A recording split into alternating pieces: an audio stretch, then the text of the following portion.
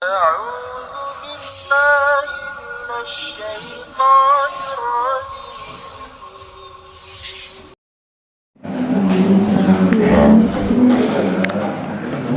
إن الحمد لله نحمده ونستعينه ونستغفره ونعوذ بالله من شرور أنفسنا وسيئات أعمالنا من يهده الله فلا مضل له ومن يضلل فلا هادي له أشهد أن لا إله إلا الله وحده لا شريك له وأشهد أن محمدا عبده ورسوله الذي لا نبي بعده ما بعد وقال الله تبارك وتعالى في القرآن الكريم أعوذ بالله من الشيطان الرجيم يا أيها الذين آمنوا توبوا إلى الله توبة نصوحا وقال رسول الله صلى الله عليه وسلم يا أيها الناس توبوا إلى الله قبل أن تموتوا وبادروا بالأعمال الصالحة قبل أن تغسلوا وصلوا الذي بينكم وبين ربكم بكثرة ذكركم له وكثرة الصدقة في السر والعلانية ترزقوا وتنصروا وتجبروا. Bismillah, alhamdulillah kita masih diberikan kesempatan oleh Allah Subhanahu wa taala untuk hadir dalam majelis yang insyaallah Allah ridhoi, Allah muliakan. Mudah-mudahan kita bisa menggunakan kesempatan jatah kehidupan yang Allah berikan kepada kita sebaik mungkin sampai datang jemputan dari malaikatul maut. Ikhwatu iman, merujuk kepada surat At-Tahrim di bagian akhir-akhir, orang beriman disuruh bertaubat. Dan Rasul memberi contoh untuk senantiasa bertaubat. Bahkan dalam doa khusus Rasul sampaikan kepada Allah, Allahumma gfir lana warhamna wattub alaina innaka anta tawwabur rahim. Ya Allah, ampunilah dosa kami, rahmatilah kami, dan ampunilah. Watub alaina, terimalah taubat kami, karena Engkau adalah Maha penerima taubat. Itu yang Rasul panjatkan dalam doa-doanya kepada Allah Subhanahu wa taala. Merujuk kepada hadis riwayat Imam Ibnu Majah, juga dinukil dalam kitab At-Targhib wa Tarhib karya Ibnul Mundir pada nomor urut hadis 4918 melalui jalur sahabat Nabi Jabir bin Abdullah menuturkan, kata Jabir bin Abdullah, khotobana Rasulullah Shallallahu Alaihi Wasallam. Khotobana itu Rasulullah telah berkhutbah. Khotobana Rasulullah berkhutbah di hadapan kami. Tak disebutkan apakah khutbah yang dimaksud adalah khutbah Jumat gitu, atau khutbah dalam pengertian tausiah yang mungkin seperti kita lakukan sekarang ini. Ikhwatu iman, kalimat khotobana sering kita dapat kalimat dalam ilmu fikih ada khitab. Khitab dari kata khotoba yakhtubu, ya khitobatan. Kalau sudah lari ke fikih bab khitab, ya tidak sebagaimana menterjemah hadis yang tadi. Ada istilah kaidah al-khitabul warid fi asrin nabi yasmulu man ba'dahum. Khitab yang ada terjadi di zaman Nabi maka akan mencakup untuk siapa saja sesudahnya. Yasmulu man ba'dahum. Nah, khitab untuk yang ulama maksudkan dengan kaidah itu adalah bahwa khitabnya berupa aturan-aturan, dalil-dalil, perkara-perkara masalah agama yang terjadi di zaman Rasul, maka akan menjadi khitab pula, akan menjadi aturan pula untuk orang-orang yang datang kemudian, termasuk untuk kita semua. Kecuali ada dalil bahwa khitab itu khusus untuk Nabi, tidak untuk yang lainnya. Ya, beberapa hal yang memang secara khusus untuk Nabi, sholat malam itu wajib. Untuk kita sunnah, karena sunnah ya sekiannya. Untuk keluarga Nabi haram terima zakat, haram terima infak, kecuali mendapatkan hadiah dari seseorang, walaupun hadiah itu asalnya tadinya dari sesuatu yang haram. Rasul pernah datang diundang oleh Bariroh. Bariroh itu orang miskin yang dapat zakat atau infak atau sodakoh dari yang lainnya. Rasul tahu Bariroh mengundang Rasul, dan Rasul paham akan dapat hidangan yang istimewa dari Bariroh. Padahal Nabi tahu Bariroh uangnya dari mana? Dari zakat. Tapi Rasul datang dan menikmatinya. Kata Rasulullah, ini bukan hal yang terlarang buat aku karena sudah beda ijab qabulnya. Sudah beda perkaranya. Kalau Bariroh terima sebagai zakat, Rasul terima dari Bariroh sebagai hadiah atau sebagai pemberian biasa saja, bukan sebagai dari zakat. Maka di kalangan para sahabat, para tabi'in, sekelas Ibnu Mas'ud dan sahabat yang lain, ketika para sahabat ditanya oleh para tabi'in, bagaimana hukumnya saya menikmati memakan hidangan yang dihidangkan oleh tetangga sebelah, tetangga sebelahnya hidangannya dari riba, apakah boleh dimakan? Kata sahabat bahwa urusan itu dosa bagi yang pelaku riba, kenikmatan bagi yang dapat hidangan itu, karena ijabnya sudah beda. Dari situ ketentuannya gitu. Walaupun tetap batin kita tak nyaman lah menikmati yang seperti itu, tapi perlu ada penjelasan secara hukum. Ikhwatu iman, kembali kepada hadis yang barusan saya sampaikan yang termaktub dalam kitab At-Targhib wa Tarhib. Rasulullah menyampaikan apa khutbah yang Rasul sampaikan, apa matan isi hadis yang Rasul sampaikan pada saat khutbah itu. Rasul menyampaikan, ya ayyuhan nas, wahai segenap manusia.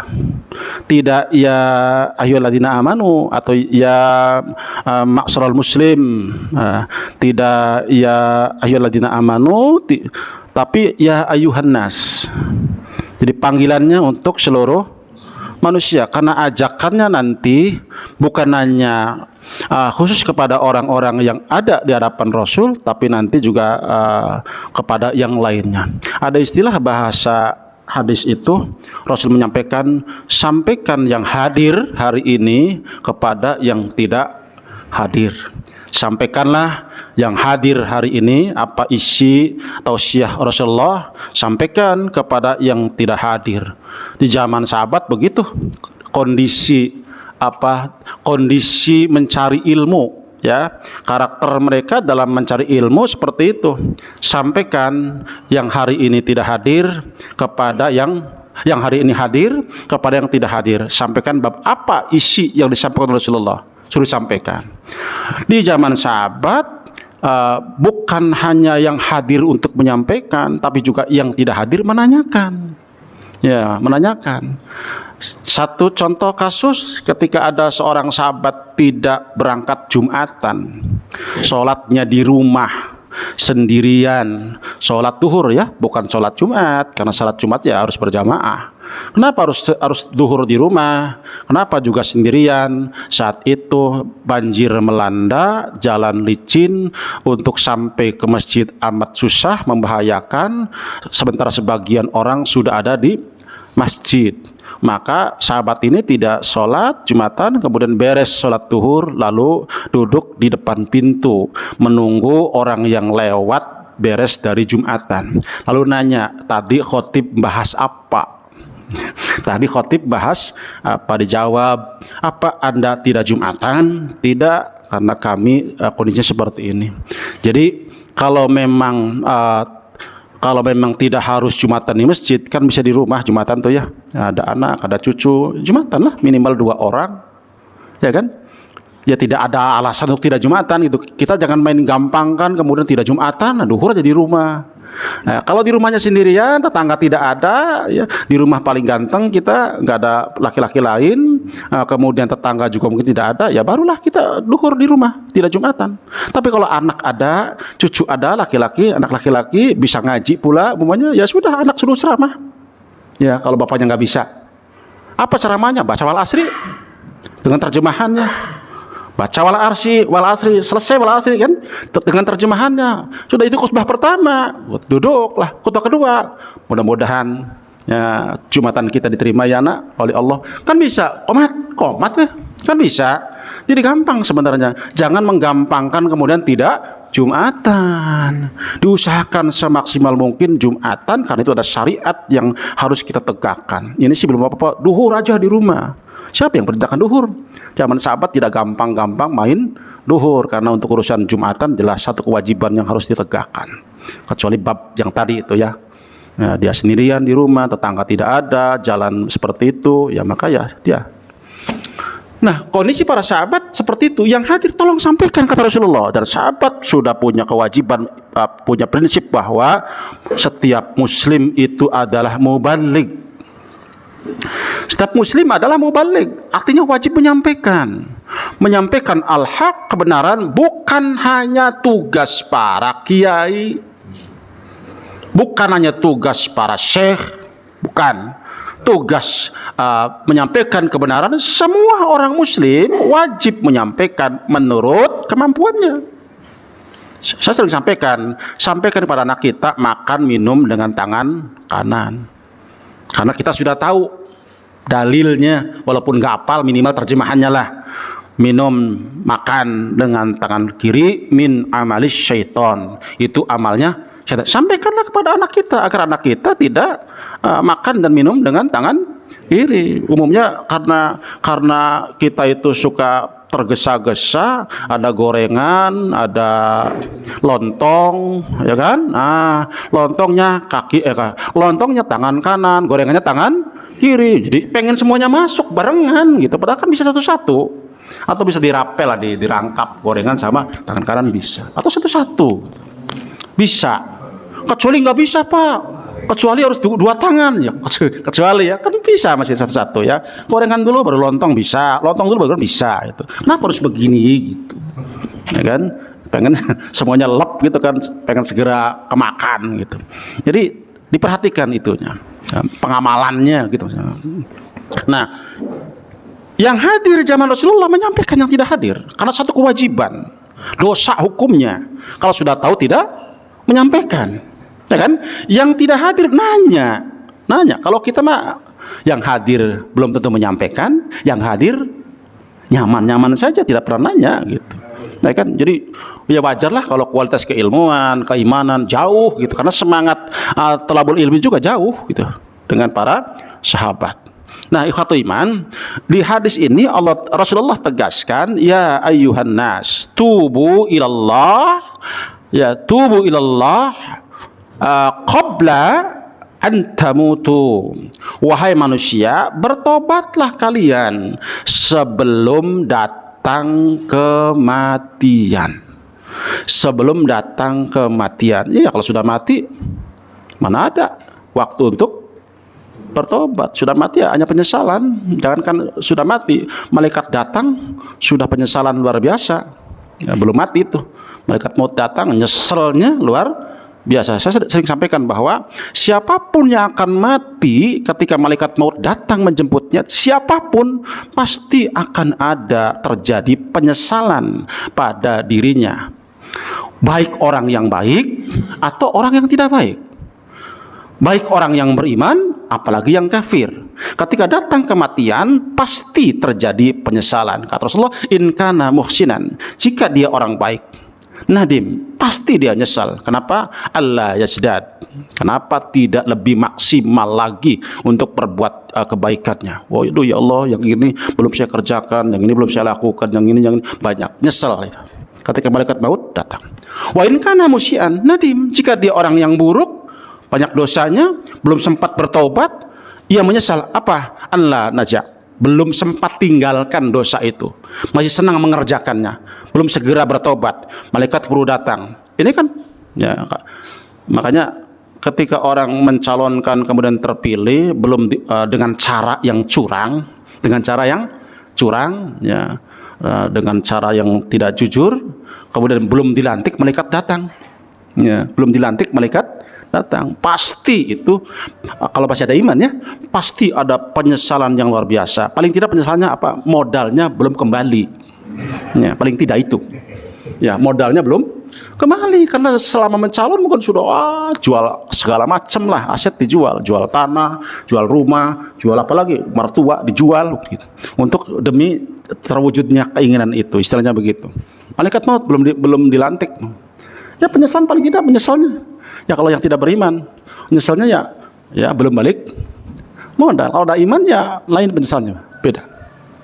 Nah, ya ayyuhan nas tubu ilallah qabla an tamutu.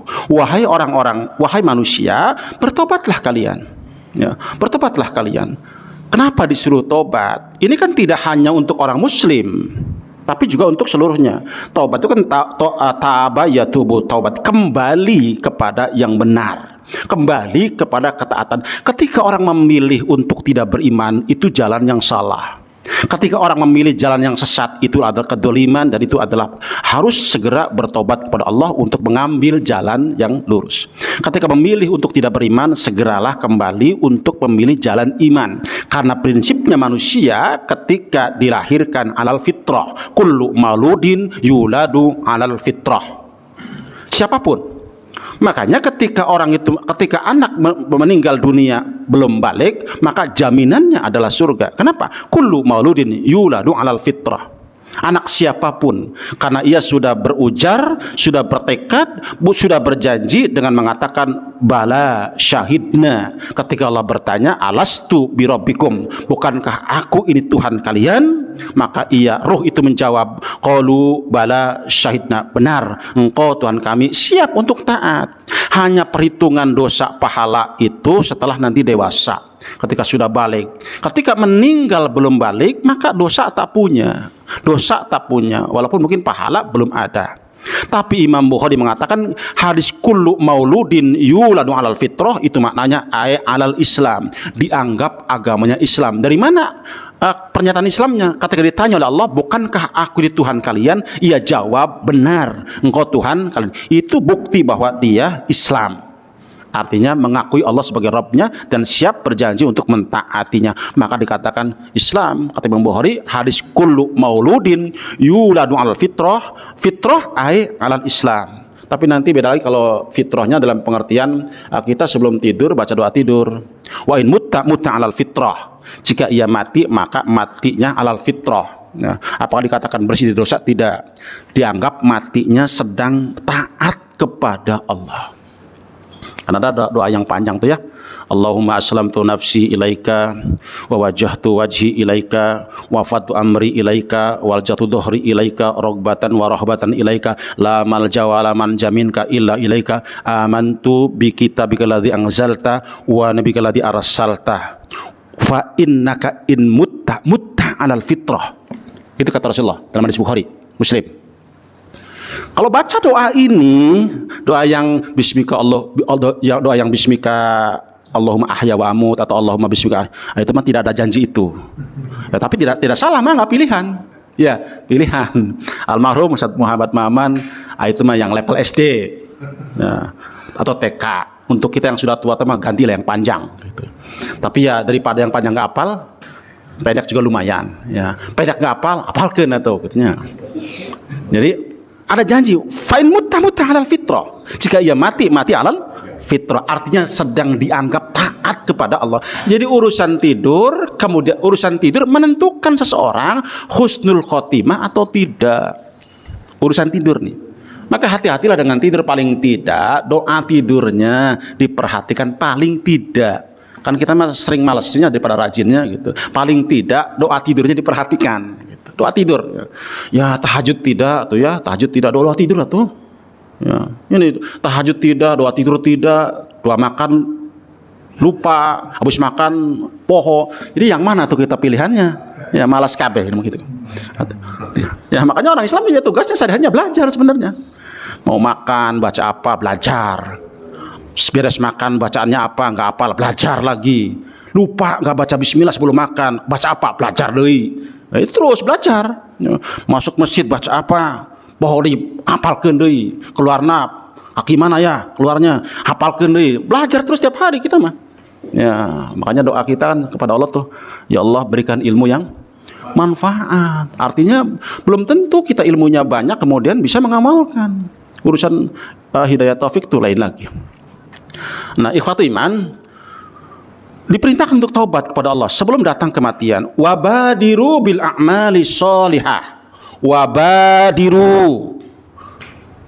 Badiru, panjang baknya. Berlombalah, segera bergegas bil a'mali sholihah, untuk melakukan amal-amal soleh. Kalau sudah bicara amal soleh, maka kaitannya dengan taufik. Kaitannya dengan taufik.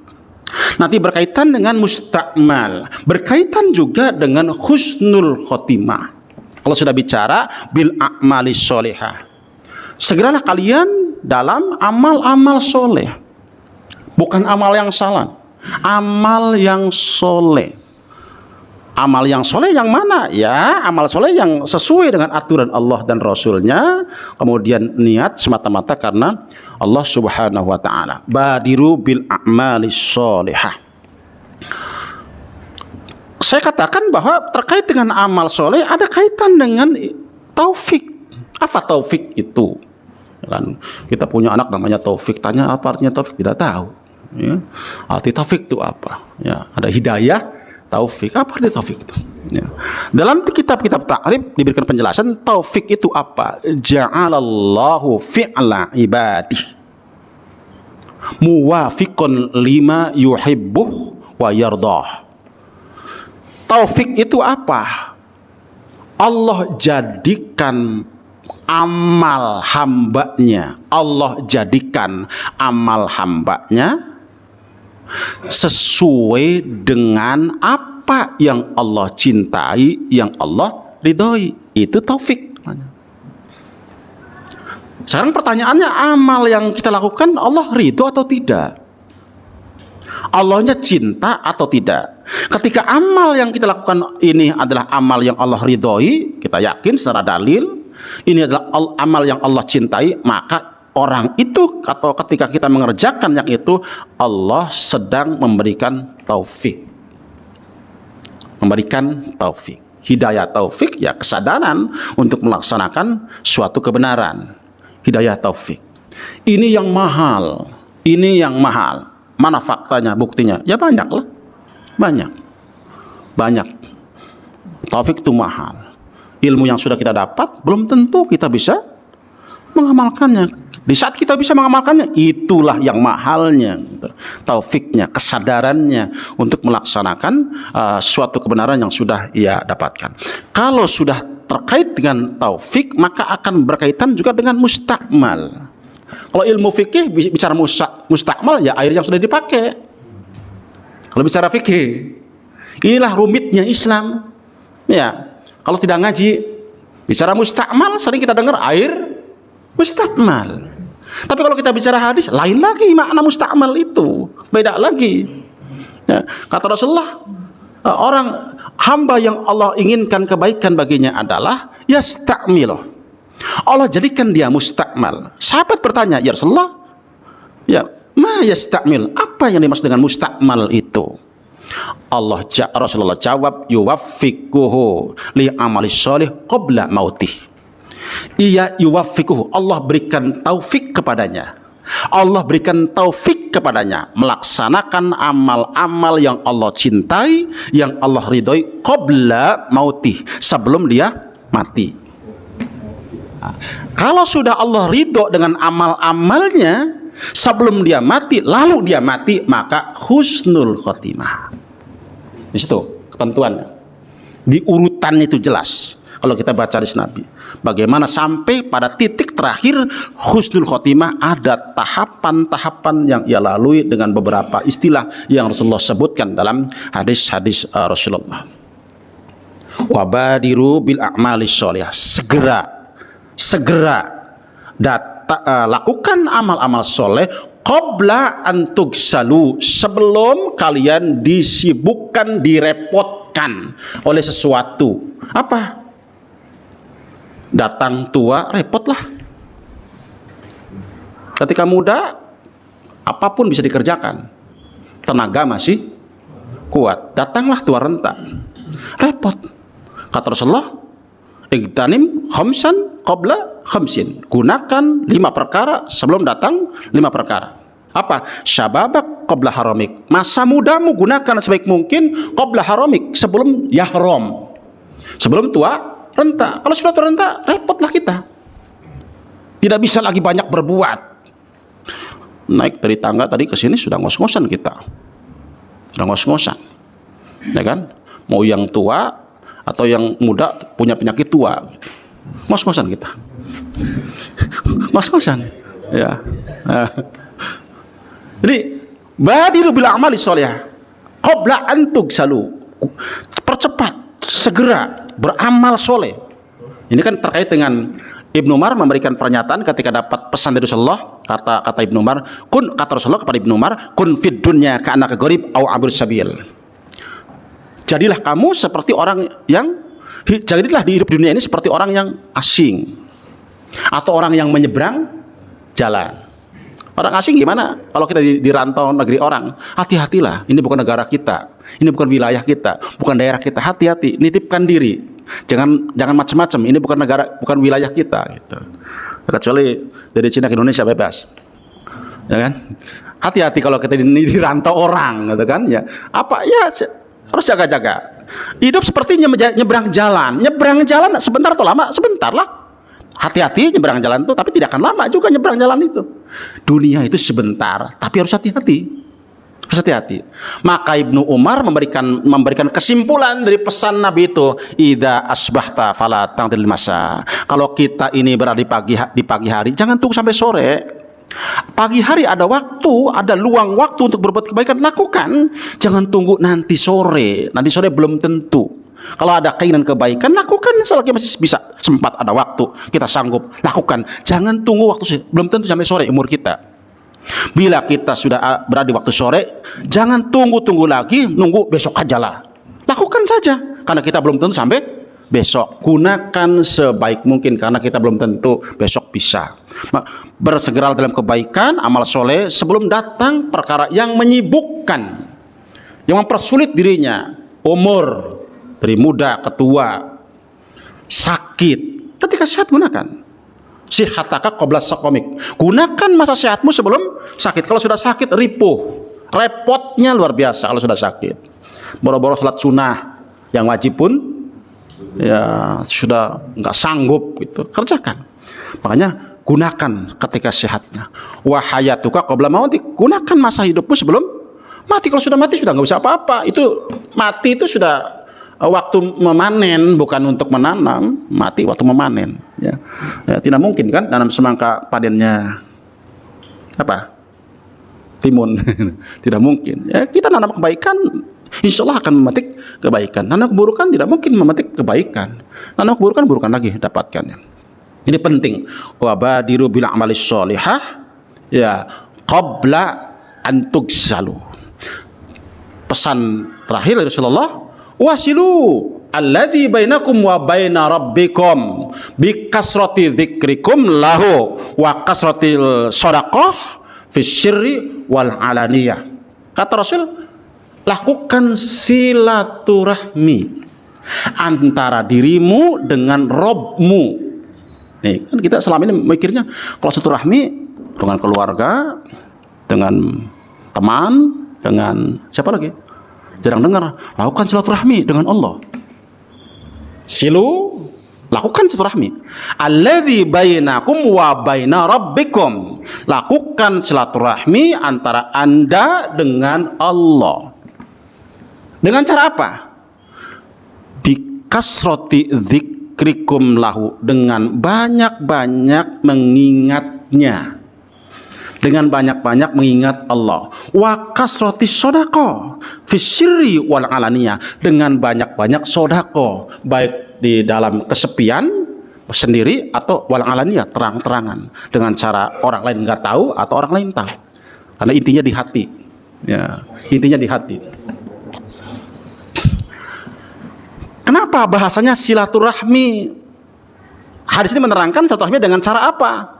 Ingat kepada Allah sesering mungkin, bahkan Rasul setiap saat fi kulli ahyani yadhkurullah. Rasul setiap saat selalu ingat kepada Allah. Ini yang belum kita bisa contoh gitu. Ingatnya sekarang mau ingat di akhirat nih. Ini sekarang lagi ingat sedikit, tapi pulang dari sini lupa lagi sudah. Lupa lagi. Pulang dari sini sudah lupa lah. Ingatnya sedikit. Apalagi sudah dagang, sudah ya. Bisa ngurangin timbangan segala macamnya karena sudah nggak ingat sama Allahnya. Ingat sama Allahnya. Jadi orang dikatakan silaturahmi dengan Allah bila mana? Bi kasrati dzikrikum lahu. Dengan banyak-banyak ingat kepada Allah dan wa kasrati shadaqah. Banyak-banyak sedekah. Kita banyak-banyak sedekah, sedikit sedekah. Atau jarang-jarang. Atau belum pernah mah nggak mungkin ya, sedekah pasti udah pernah gitu. Sedikit-sedikit, kalau sedikit-sedikit sedekah bagus itu. Sedikit-sedikit sedekah bagus itu ya. Tapi kalau sedikit sedekah nggak bagus. Ya. Sedikit-sedikit sedekah bagus, tapi jangan kelewatan batas gitu. Sedikit-sedikit sedekah, belum punya beras sedekah, istri kelaparan, anak kelaparan, ya jangan salah.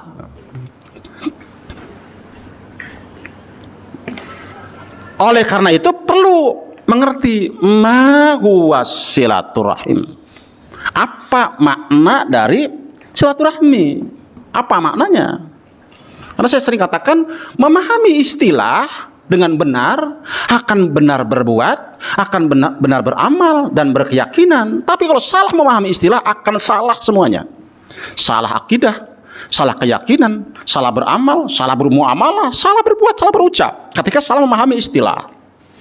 Kita sering mendengar kalimat silaturahmi itu pikirannya ke orang tua, kepada anak, kepada yang ada akrab yang lebih dekat, nasab, secara nasab. Tidak sampai kepada yang lainnya. Kita memahami silaturahmi ya diundang, ngumpul bareng, makan bareng, kan dibahasin silaturahmi, ya kan? Ada undangan, kita silaturahmi. Nah, kita memahami silaturahmi ya ketemu lah. Kalau ketemu bukan silaturahmi. Nah, ketika memahami silaturahmi harus ketemu. Kalau nggak ketemu bukan silaturahmi. Ini sudah keliru juga memahaminya. Sekarang bapak pagi di rumah ada sales datang. Ada sales datang. Kalau dipahami bahwa silaturahmi maknanya bertemu dan harus ngobrol. Sales datang, kita mau pergi. Sales datang, kita mau pergi. Apa yang kita katakan? Maaf ya, sayanya ada perlu mendesak nih. Gitu. Berarti kita tidak mengamalkan silaturahmi. Kalau dipahaminya silaturahmi harus ketemu, harus ngobrol. Kan gitu. Diluruskan. Silaturahmi bukan makna dengan makna khusus, dengan makna bertemu, harus makan-makan bareng, harus yang penting mertua enak walaupun kita salah. Ini kalau saya nasihatin mertua nih bakal didamprat saya. Nanti putus deh silaturahminya. Padahal mertuanya salah, harus dinasihatin pokoknya. Atau mertua kepada mantu, atau orang tua kepada anak. Ini kalau dinasihatin bakal begini.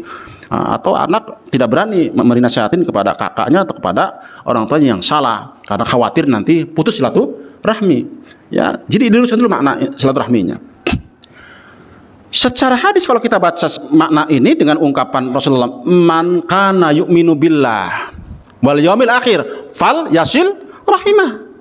Siapa yang beriman kepada Allah dan hari akhir, maka lakukan fal yasil rahimah. Sambungkan rahimah. Ya.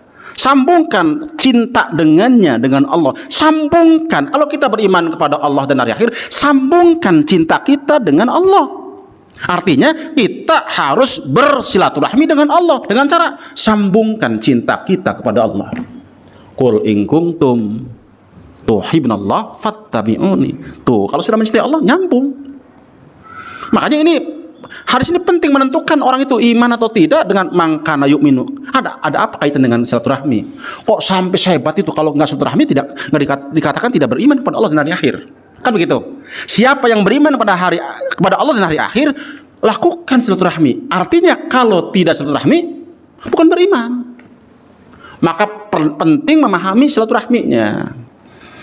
Ya, dari secara bahasa sudah ngerti sebenarnya. Silah itu menyambungkan, rahmi kasih sayang, sambungkan kasih sayang. Makanya para ulama memberikan ketetapan dalam kitab Fathul Bari, Ibnu Hajar memberikan penjelasan makna silaturahmi secara global adalah isalu ma amkana minal khair wa daf'u ma amkana minas syarr. Yang namanya silaturahmi adalah memberikan kebaikan kepada siapa yang ia cintai dan mencegah menolak keburukan untuk siapa saja yang ia cintai. Kalau kita cinta kepada keluarga, ya berikan kebaikan agar tidak melanggar Allah dan Rasulnya. Berikan itu. Kalau kita silaturahmi dengan teman kita, nasihati kita teman kita salah. Itu satu cara wujud silaturahmi kita dengannya. Bahkan kita wajib silaturahmi dengan diri kita sendiri. Kita duduk sekarang di sini dalam rangka silaturahmi dengan Allah, taat melaksanakan perintah Allah. Salat kita, sedekah kita, zakat kita, saum kita dalam rangka menyambung silaturahmi dengan Allah Subhanahu wa taala. Luas, teman. Jadi kalau ketika setahun sekali kumpul keluarga, kalau acaranya hanya makan-makan dan cekakakan, ya tidak ada amar ma'ruf nahi munkarnya, itu bukan silaturahmi. Ya kan? Momennya lebaran lah, setahun sekali kumpul semua keluarga dari pagi sampai sore, acaranya ngobrol ngalor ngidul ngetan ngulon, ya kan, ngobrol yang enggak bahkan obrolan yang dusta, obrolan yang dosa gitu. Hanya hura-hura, makan saja, tidak ada muatan sampai tidak sholat. Maka tidak benar makna silaturahminya dengan pelaksanaan seperti itu. Kalau sudah ada amar ma'rufnya, kumpullah keluarga setahun sekali, ada tausiah. Itu baru bisa dikatakan silatur. Ada tausiah minimal. Datang waktu sholat, diajak sholat. Itu ada di situ. Kalau tidak ada muatan itu, maka kosong. Tidak bisa dikatakan silaturahmi. Makanya orang tua tidak boleh bosan mengajak anaknya untuk berbuat baik, membangunkan anaknya untuk sholat subuh dan sholat yang lainnya. Kenapa? Dalam rangka menyambung silaturahmi orang tua dengan anak. Kalau orang tua begini, sudah, pokoknya bapak, ibu tidak akan bangunan kamu, terserah mau sholat subuh, sholat enggak juga terserah. Nah, ini sudah memutuskan silaturahmi antara orang tua dengan anak. Diwasilu alladzi bainakum wa baina rabbikum bikasrati dzikrikum lahu wa kasroti sodaqoh fisyri wal aniyah. Lakukan silaturahmi. Salah satu bentuk nyambung sama Allah adalah banyak-banyak ingat kepada Allah. Sholat dalam rangka ingat kepada Allah. Ngaji dalam rangka ingat kepada Allah. Saum ingat kepada Allah. Sodaqoh, semua ketaatan dalam rangka ingat kepada Allah. Tidak dipahami melulu Allah, la ilaha illallah. Tidak mesti itu pemahamannya. Ketika dagang iya zakat berarti sedang ingat kepada Allah. Ketika sholat ingat kepada Allah, saum dan lain sebagainya ingat kepada Allah. Pedagang tidak mau zakat sedang lupa pada Allah. Bab dagangnya lupa. Itu sudah terjebak pada alhaakumut takasur, khawatir. Ya. Sedekah kenapa ditekankan? Karena tidak sedikit yang menjadi ahli neraka gara-gara harta. Itu masalahnya.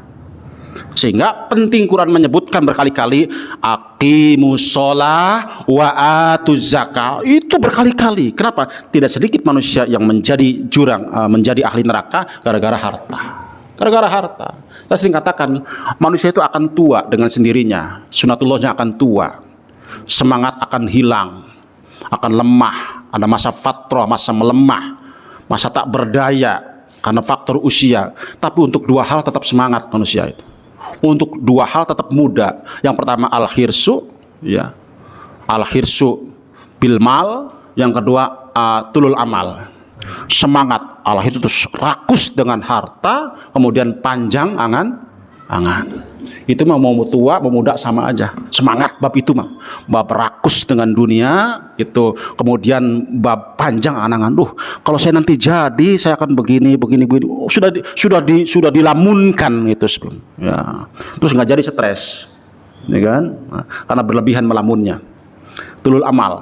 Walaupun sudah tua renta, umur sudah hampir 100, ya tetap aja semangat itu. Semangat untuk meraih dunia sebanyak-banyaknya, semangat untuk meraih jabatan yang luar biasa. Itu manusia. Nah, sedekah, kenapa sedekah? Sebagai burhan wa hujjah li iman. Sebagai burhan, bukti, hujjah, dalil tentang ada atau tidak adanya keimanan orang itu adalah di sedekah. Di zakat. Ketika orang tidak mau zakat, di zaman Umar bin Khattab diperangi. Kenapa? Karena zakat, sedekah, ibadah harta juga indikasi sebagai syarat bahwa orang itu imannya benar. Ketika zakat gak mau, dipertanyakan imannya. Masalahnya aqimus shalah wa atuz zakah. Jadi sedekah sebagai dalil dalam Quran, dalam hadis. Sedekah dalil li iman. Ya, kalau bicara dalil kita masih ingat ya surat Al-Furqan ayat 45. Alam taro ila rabbika kaifa madadzillah. Ya, apakah kamu tidak perhatikan kepada Allah yang madadzillah, memanjangkan bayangan-bayangan kita. Bayangan kalau pagi kita panjang lah bayangannya. Kalau duhur pendek, nanti panjang lagi kan? Apa Anda tidak perhatikan kata Allah ke Nabi ya, kepada Rabbmu yang sudah madadzillah, memanjangkan dan memendekkan bayangan itu. Allah telah jadikan ya, walau sya'ala ja'alus sakinah. Kalau Allah mau, bayangan itu tidak robah, segitu baik kalau Allah mau. Walau sya'ala ja'alus sakinah. Summa ja'allahu ya alaihi qabah. Kemudian Allah jadikan apa? Asyamsa alaihi dalila, matahari sebagai dalilnya. Apa dalil itu? Ya, petunjuk. Petunjuk mengetahui ada atau tidak ada bayangan matahari. Allah jadikan matahari asyams alaihi dalil, untuk bayangan sebagai dalil, sebagai petunjuk ada atau tidak adanya bayangan matahari. Kalau matahari nggak muncul, mana ada kita tahu bayangannya? Tahunya bayangan kita ada karena matahari terbitlah muncul. Tahu pendek panjangnya bayangan kita, matahari yang bergerak. Kalau matahari dilurus dengan kepala kita, bayangan kita ada nggak? Nggak kelihatan. Mana? Ya, makanya kalau sudah nongol, berarti matahari sudah geser, condong ke arah barat. Itu waktunya duhur. Ketika bayang-bayang belum kelihatan, masih lempeng, belum waktunya duhur. Ya, kan begitu. Patokannya itu. Jadi kalau nggak ada matahari, kita nggak tahu bayangan kita. Kalau nggak ada dalil, matahari sebagai dalil, matahari sebagai dalil, petunjuk ada atau tidak adanya, benar atau tidak, atau benar tidaknya bayangan ditentukan oleh dalil-dalilnya berupa matahari. Dalil itu penting. Tahu tidak sholat kita, ya dalilnya bagaimana? Ya kan? Sholat kita benar nggak sih? Ya dalilnya bagaimana? Wudhu kita betul belum? Dalilnya bagaimana? Apakah sebelum wudhu itu nawaitul wudhu'a li rafil hadasil, bacaannya nawaitul wudhu'a li rafil hadasil asghari fardhu lil ta'ala. Ya. Apa baca itu atau cukup bismillah saja? Ya dalil bicaranya. Dalilnya bagaimana gitu. Oh, yang nawaitul wudhu'a li rafil itu nggak ada dalil, apalagi nawaitul wudhu aja sudah nggak ada dalilnya. Ya. Nah, yang ada dalilnya sudah bismillah, wudhu bismillah, selesai. Rasul orang yang paling mulia nomor 1, kalau mau wudhu cukup baca bismillah. Nah, kenapa kita harus pakai nawaitul wudhu'a? Ini kan dari kiai juga, kiai bukan nabi. Ya. Selain omongan nabi ada benar ada salahnya. Kalau sudah nabi yang ngomong nggak ada salahnya. Itu patokannya. Jadi, makanya ya harus hati-hati. Pokoknya selain nabi ya ada benarnya ada salahnya. Kalau sudah nabi yang ngomong wahyu pasti benar. Terakhir, udah 5 menit lagi. Nggak usah ada pertanyaan, ini kelamaan saya ngaji. Terakhir, kalau sudah lakukan apa? Taubat kepada Allah, sudah lakukan bersegera dalam amal soleh, sudah lakukan silaturahmi, sudah lakukan sodako. Apa kata Rasulullah? Turzaku, kalian pasti diberi rezeki. Watun soru, kalian pasti akan ditolong. Watujbaru, dan kalian pasti akan dicukupi kekurangannya. Saya ulangi, kalau sudah bertaubat, sudah segera dalam berbuat kebaikan, sudah lakukan silaturahmi dengan konteks yang luas ya, mana silaturahminya, sudah lakukan sodako dengan ikhlas, maka Allah berikan jaminan, kata Rasulullah, diberi rezeki, ditolong, kemudian dicukupi kekurangannya. Diberi rezeki, ditolong, dicukupi kekurangannya. Diberi rezeki maknanya luas. Kalau saya jelaskan ya tidak cukup waktunya. Makna rezeki apa, kemudian makna dicukupi seperti apa, ya tidak cukup waktu. Baik, Pak, ini sudah habis. Silakan kalau ada pertanyaan, tapi nggak usah banyak-banyak, satu aja lah pertanyaannya. Ya. Bagaimana kita ini silaturahmi dengan tetangga, syukuran umpamanya hitanan, di situnya dalam undangan ada mahabanan, wajib hadir atau tidak?